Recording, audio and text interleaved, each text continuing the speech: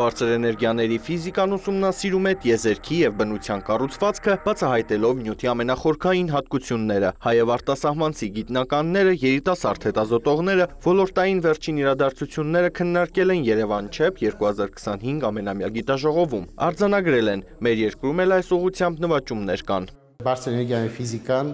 ընդհանուր առմամբ ուրեմն իր նպատակն է ուսումնասիրել գիտության բնության ֆունդամենտալ հատկությունները, հա։ Այստեղ լայնորեն ներկայացված են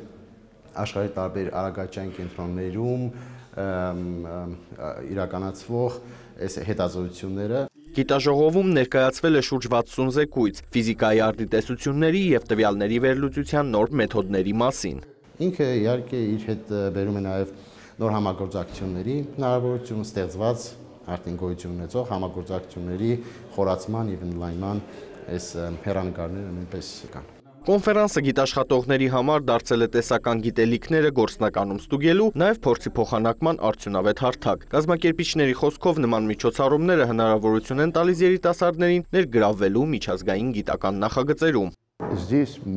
Այստեղ քննարկվել են կարևոր թեմաներ, որոնք ակտուալ են ամբողջ աշխարհում։ Միջազգային կազմակերպությունների ներկայացուցիչների մասնակցությունն օգնում է մոտիկից ծանոթանալու բարձր էներգիաների ոլորտի նորարարություններին։ Ուրախ եմ, որ մեր շարքերում տեսնում եմ նաև շատ երիտասարդների։